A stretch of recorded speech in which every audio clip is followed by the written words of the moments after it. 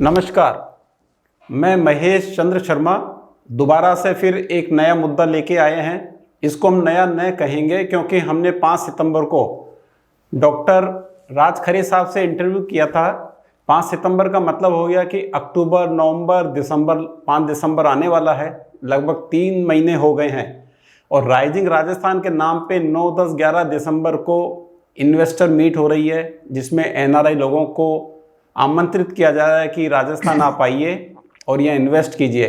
लेकिन मज़ेदार बात ये देखिए कि आज से 20 साल पहले भारत के पहले veterinary college Apollo veterinary college के फाउंडर ट्रस्टी डॉक्टर राज खरे, जिन्होंने 20 साल पहले अपनी मेहनत की कमाई यहाँ लगाई थी राजस्थान में एनआरआई प्रोजेक्ट पे, उसके मामले में कोई सुनवाई नहीं हो रही है। आपको बड़ा आश्चर्य हो रहा है, आपको होना भी चाहिए। आप देखिए कि पिछले 4 महीने से डॉक्टर साहब अमेरिका से आके जयपुर में राजस्थान सरकार के हर प्रमुख मंत्री से, प्रमुख अधिकारी से, डीजी एसीबी, चीफ सेक्रेटरी, यहाँ की मुख्यमंत्री तक से मिल चुके हैं, लेकिन सिर्फ कागज़ों का पुलिंदा ले लिया जाता है और कोई भी इनको राहत नहीं मिल रही है। राहत की बात मैंने ये बताई कि आप देखिए कि एसीबी के 3 जांच अधिकारियों द्वारा जुर्म प्रमाणित है 35 करोड़ रुपए का, जिसमें वहाँ जो अभी ट्रस्टी के रूप में हैं दुलेराम मीणा, उनके ऊपर आरोप प्रमाणित है। लेकिन एसीबी पिछले 4 महीने से आप देखिए कोई कार्रवाई नहीं कर रही है।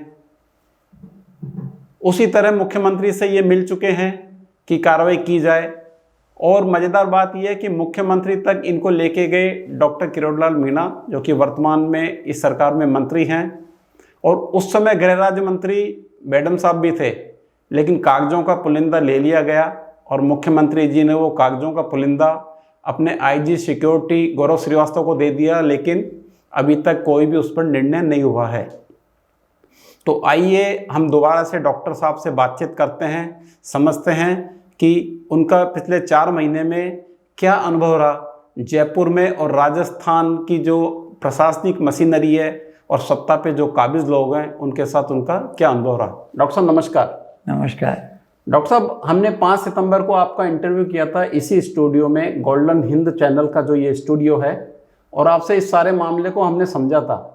और उसके बाद दीपावली जैसा हिंदुओं का सबसे बड़ा त्यौहार आया, जिसमें आदमी भारत के किसी भी कोने में होता है तो वो अपने घर आता है, लेकिन आप अमेरिका नहीं जा पाए क्योंकि आपकी ये इच्छा थी कि आपको न्याय मिले, एसीबी में जो जुर्म प्रमाणित है उस पर कार्रवाई हो, और हाई कोर्ट में भी जो पैरेलल मामला चल रहा है उसमें कुछ निर्णय आ जाएगा। तो आप क्या कहना चाहेंगे ये 3-4 महीने जो आपके गुजरे हैं? मैंने हर तरह की कोशिश, चाहे वो मुख्यमंत्री जी हों या चीफ सेक्रेटरी हों या एसीबी के डीजी साहब हों, सबसे कोशिश कर ली, लेकिन अभी तक लोगों ने यही कहा कि इंक्वायरी हो रही है, और आज तक इंक्वायरी अभी तक पूरी नहीं हुई उनकी। यहाँ तक कि मैं आज भी गया था डीजी साहब से मिलने के लिए, उनका काम हो जाएगा, ये अभी तो इंक्वायरी चल रही है, लेकिन कब तक कंप्लीट होगा भगवान जाने। और इसलिए हमको हतोत्साह होना पड़ता है कई दफ़ा, लेकिन हम छोड़ेंगे नहीं किसी को भी, चाहे मुख्यमंत्री या प्रधानमंत्री, हम न्याय लेकर के ही रहेंगे, चाहे जो करें, जब भी करें। देर लग सकता है लेकिन अंधेर नहीं होगा, ये मैं जानता हूँ। डीजी एसीबी आपको कह रहे हैं कि कार्रवाई हो रही है, लेकिन ये तो 3 जो आईओ हैं एसीबी के खुद के, उस पर जुर्म प्रमाणित है। एसीबी के लोगों ने छापा मारा था अपोलो वेटनरी कॉलेज पे, 35 करोड़ का जुर्म प्रमाणित हो गया है, खाते सीज कर दिए थे, फिर क्या कार्रवाई बाकी रह गई? ये भी मेरे को आश्चर्य होता है कि एसीबी के एडीजी जो हैं मिसेस श्रीवास्तव, जो उन्होंने आईओ ने बंद कर दिया था अकाउंट और उन्होंने खोल दिया, जबकि उनको खुद अधिकार नहीं है। उन्होंने कानून को अपने हाथ में लेकर के वो कह दिया कि हम खोल दे रहे हैं, जो कि वो कोर्ट से ही परमिशन उनको लेनी चाहिए थी। और मैं एक दफ़ा मिलने गया तो कहती हैं कि भाई इसमें मामला बहुत उलझा हुआ है, हमको परमिशन लेनी पड़ेगी डबल एजी से। और हमने कहा कि डबल एजी ने परमिशन दिया है, तो अभी तो आप ACB मतलब कोर्ट गई हैं और फिर भी नहीं कोई काम हो रहा है। तो मैं समझ नहीं आता कि मैं और क्या करूं। इसे देखिए, राजस्थान में जो मुख्यमंत्री हैं भजनलाल शर्मा जी हैं, और उन्हीं के दिशा निर्देश पे, उन्हीं के इशारे पर पूरा का पूरा सिस्टम काम करता है, जिसमें चाहे मुख्य सचिव हो या DGP हो या DGP ACB हो। आप उनसे भी मिले थे, किरोड़ीलाल मीणा जी आपको वहाँ लेके गए थे, मैडम साहब भी उस समय थे, और आपने जो फाइल दी उनको सारी, और मुख्यमंत्री जी ने आपको आश्वासन दिया, और वो फाइल गौरव श्रीवास्तव जो कि IG CM सिक्योरिटी लगे हुए हैं उनको दे दी थी। उन बातों को भी मुझे लगता है लगभग 1 महीना होने को आ रहा है, तो वो क्या इससे भी निर्णय हो रहा है? अभी तक उन्होंने आज ही जवाब दिया है कि काम हो रहा है, appropriate action will be taken, that is all I got the reply. Doctor साहब, मैंने हमारे प्रधानमंत्री नरेंद्र मोदी जी का वो भाषण सुना है जिसमें उन्होंने कहा था, न खाऊंगा न खाने दूंगा। उस सोच के साथ जो व्यक्ति, उसी सोच की पार्टी BJP की राजस्थान में सरकार है, भजनलाल शर्मा जी भी ऐसा ही कहते हैं। उसके बाद उन्होंने ये कहा था, एक अकेला सब पे भारी, संसद में उन्होंने कहा था प्रधानमंत्री जी ने। तो मुझे आपके इस पूरे मामले को देख के, समझ के, पढ़ के ऐसा लग रहा है कि दूलेराम मीणा एक अकेला पूरे राजस्थान के शासन प्रशासन पे भारी लग रहा है कि 5 महीने होने को आ गए हैं, ACB से कोई निर्णय नहीं हो पा रहा है, मुख्यमंत्री के लेवल पे कोई निर्णय नहीं हो पा रहा है, राइजिंग राजस्थान के नाम पे दिसंबर में 9, 10, 11 को ये मीट कर रहे हैं। तो क्या दूलेराम मीणा अकेला इतना ताकतवर हो गया कि पूरे सिस्टम को चला रहा है? देखिए, राजस्थान में इतना करप्टेड हो गया है कि मैं अपना बयान नहीं कर सकता। सभी हमको दिखाने के लिए शायद कह देते हैं कि हम कर रहे हैं, लेकिन अभी तक कोई ठोस कार्रवाई, इसमें कार्रवाई क्या करना है, साफ साफ लिखा हुआ है 35 करोड़ गबन मान लिया, कोर्ट ने में पेश कर दिया, तीनों आईओ ने कर दिया है। अब इसमें कोई और ज़रूरत नहीं है, उनको तो बंद करना चाहिए तुरंत। लेकिन आज तक दूलेराम घूम रहे हैं, कोई बंद नहीं कर रहे हैं। और जो बैंक का अकाउंट वगैरह भी सब सीज कर दिया गया था, अभी तक खुला हुआ है।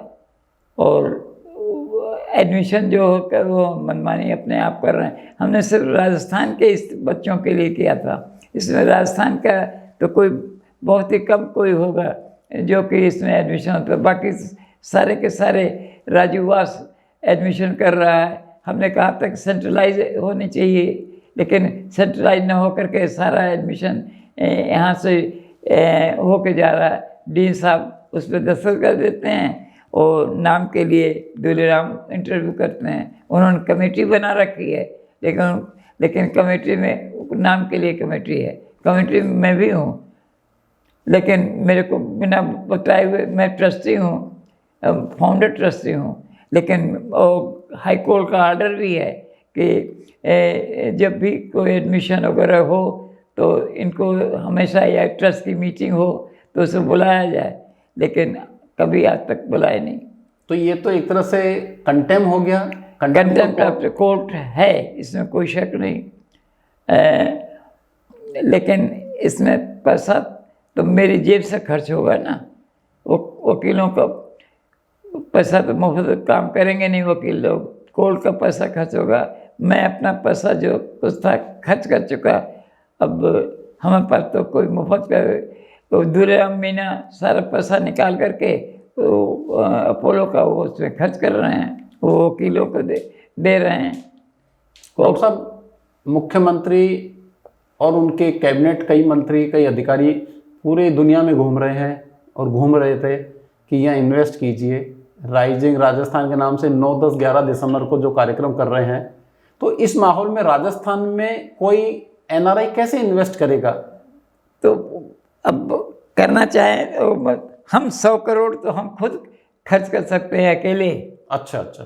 100 करोड़ रुपए हम खर्च कर सकते हैं सिर्फ राजस्थान के बच्चों के लिए। हम बाहर वालों को नहीं करेंगे जी। राजस्थान के लिए कर सकते हैं। नंबर 1। नंबर 2, बहुत से ड्रग कंपनी के हैं जो कि हमारे जान पहचान के हैं, उन्होंने $1 मिलियन का बजट उनके पास रखा हुआ, वो चाहते हैं यहाँ पे हमें, लेकिन हम किस मुँह से कहें कि वो तुम आओ, क्योंकि हमारे वो जान पहचान के हैं, फिलाडेल्फिया के रहने वाले हैं।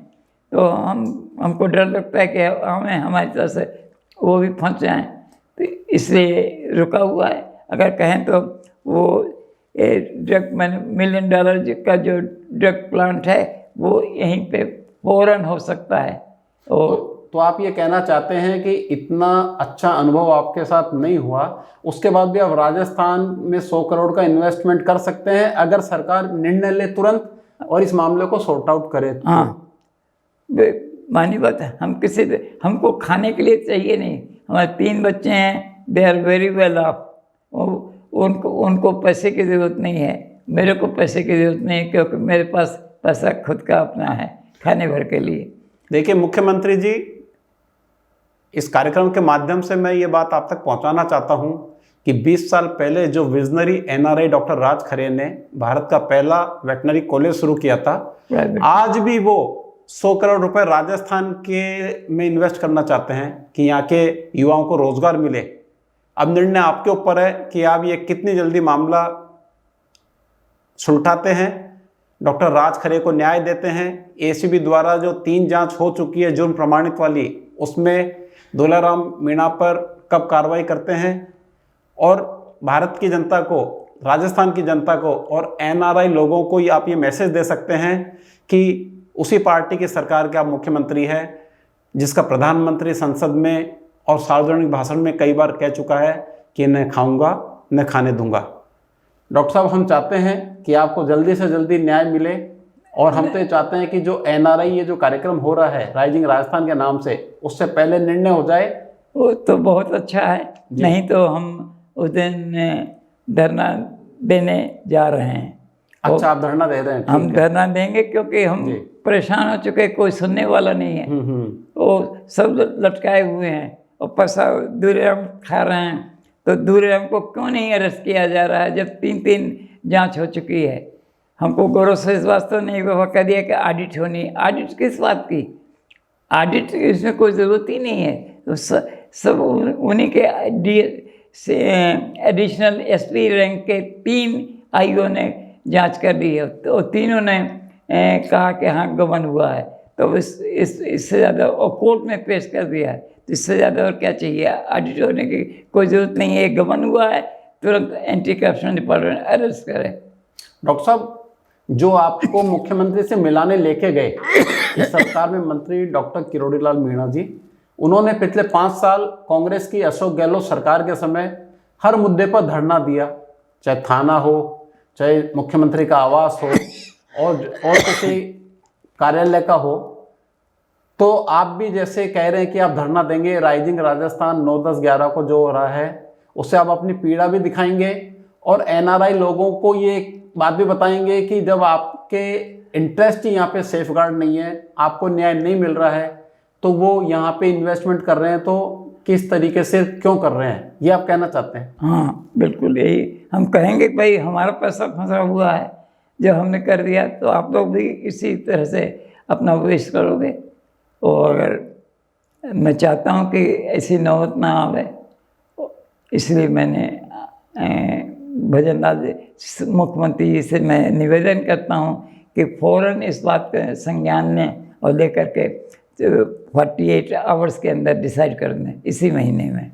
तो आपने देखा कि डॉक्टर राज खरे जो कि 92 साल के हैं, एनआरआई हैं, आखिर वो परेशान होके पिछले 4-5 महीने से पीड़ित प्रताड़ित होके अब वो किरोड़ीलाल मीणा जी की तरह राइजिंग राजस्थान जो 9, 10, 11 को होने जा रहा है उसके आगे उस दिन धरना देने का विचार कर रहे हैं कि अगर उन्हें जल्दी से जल्दी राइजिंग राजस्थान से पहले न्याय नहीं मिला, दुलाराम मीणा पे कार्रवाई नहीं हुई जो कि जुर्म प्रमाणित है 3 आईओ द्वारा, तो वो वहाँ धरना देंगे। वो हमारे प्रदेश के लिए, एनआरआई लोगों के सामने और पूरे विश्व में एक बहुत ही गलत मैसेज आएगा। तो मैं तो ये चाहता हूँ कि राजस्थान सरकार और मुख्यमंत्री भजनलाल लाल शर्मा खुद रुचि लेकर इस मामले को जल्दी से जल्दी निस्तारण करें। नमस्कार। नमस्कार डॉक्टर साहब, आपके आने के लिए, और हमारी यही है सोच और शुभकामना कि जल्दी से आपको न्याय मिले। धन्यवाद।